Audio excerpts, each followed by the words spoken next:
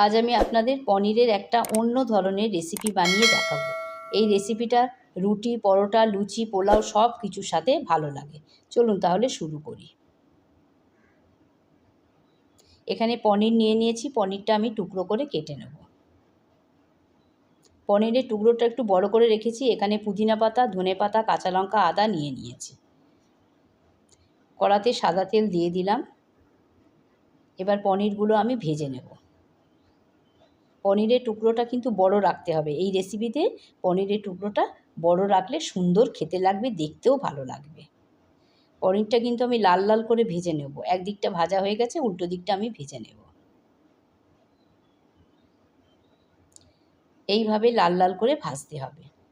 পনির ভাজা হয়ে গেছে, এবার আমি উঠিয়ে নেব। এখানে উষম গরম জল নিয়ে নিয়েছি, এতে একটু নুন দিয়ে দিয়েছি। এবার পনিরগুলো আমি এই জলেতে ডুবিয়ে রাখবো। এর কারণ পনিরটা তাতে খুব সুন্দর সফট হবে। এখানে আমি পেঁয়াজ রাফলি কেটে নিয়ে নিয়েছি, তেলের মধ্যে পেঁয়াজটাও দিয়ে দিলাম। কতগুলো রসুনও আমি দিয়ে দিলাম। পেঁয়াজ রসুনটা আমি ভালো করে ভেজে নেব। কাঁচা লঙ্কা দিয়ে দিলাম।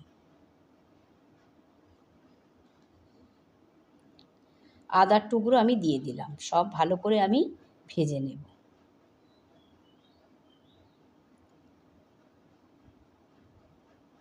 ভাজা হয়ে গেছে, এবার ঠান্ডা করতে দেবো এবং এর সঙ্গে ধনেপাতা, পুদিনা পাতা একসাথে পেস্ট করে নেব।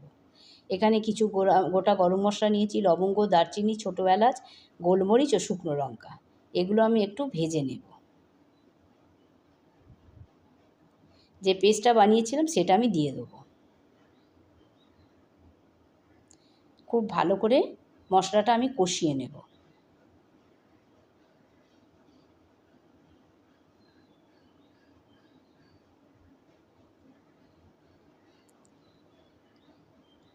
টক দই আমি দিয়ে দিলাম। দইয়ের সাথে মশলাটা আমি খুব ভালো করে কষিয়ে নেব। নুন দিয়ে দিলাম।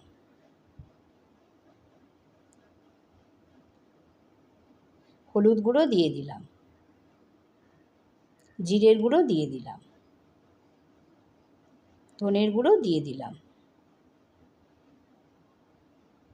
কাশ্মীরি লঙ্কার গুঁড়ো দিয়ে দিলাম। মশলাটা আমি আবারও ভালো করে কষিয়ে নেব।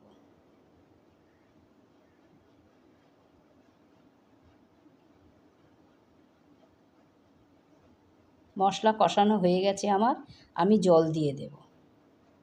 বেশি জল আমি এতে দেব না। গ্রেভিটা আমি ফুটতে দেব। গ্রেভি ফুটে উঠেছে, এবারে পনিরগুলো গ্রেভির মধ্যে আমি দিয়ে দেব।